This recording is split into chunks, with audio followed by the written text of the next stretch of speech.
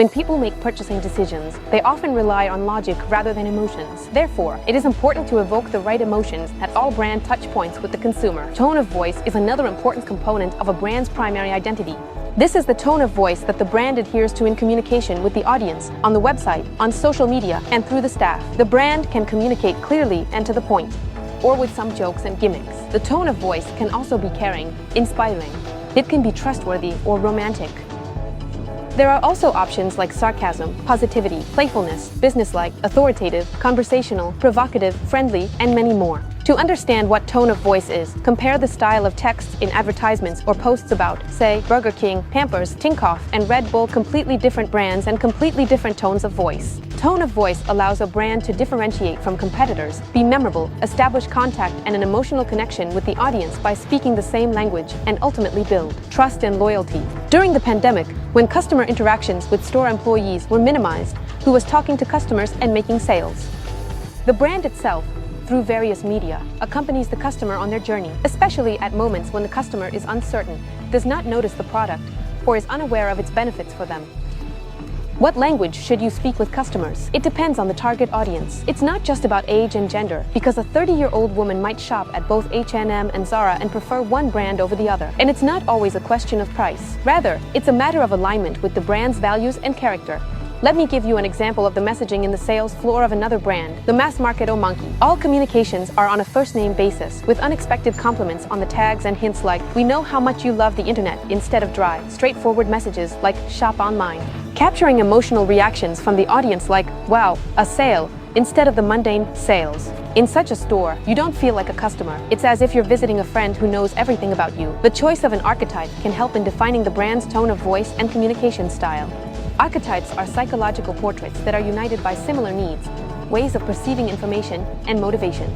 The concept of archetypes was introduced by the psychiatrist Carl Jung, but now his theory is actively used in marketing. The names are conditional and can be found in various formulations, but the meaning remains the same. Hero, innocent, seeker, creator, good guy, lover, ruler, caregiver, sage, rebel, magician, jester. Each archetype is distinguished by its values and behavioral attitudes. Brands of the creator archetype are open to everything new and ready for experiments. Their key values are innovation, boldness, and creativity. They take into account the target audience's needs for creativity and the expression of their own individuality through the product. Such brands often offer customization. For example, Lego, Pandora, IKEA. The governance archetype is different. It is characterized by a drive for power and order. It is associated with control and affluence. Typically, it is chosen by influential, high-status brands like Cartier jewelry and Rolls-Royce cars. The Condors brand embodies the rebel archetype. It speaks boldly and audaciously, and the heroes of its advertisements are skaters and rock musicians. The caring archetype is most common among charitable organizations, women's, and children's brands. A brand can convey multiple archetypes at once. One is primary, while the others are supplementary, adding a certain nuance. The archetype influences what the brand says and how it says it. Large companies outline the rules of communication style in a special guide which is called Tone of Voice. If brands ignore developing an individual tone of voice, they end up sounding different across various channels and distancing themselves from consumers. Copywriters, HR departments, and support staff all need to not only understand the brand's language, but also be able to communicate in it. If after seeing a humorous advertisement, a person goes to a website where the tone is formal and distant, it creates confusion, as if you simply clicked the wrong button. Official notices are often written as if a schoolteacher is scolding a troublemaker, with lots of exclamation marks. You received excellent service at the restaurant, but then you went to the restroom and saw a sign in all caps, as if yelling at you not to throw anything extra into the toilet. And that's it, the feeling of the place is ruined. Yet, the same thing could be said calmly, respectfully, even cheerfully.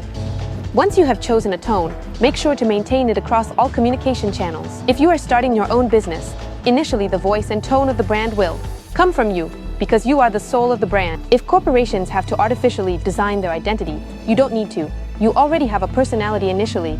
Clients will be drawn to you, your presentation, your values, your voice, and your intonation.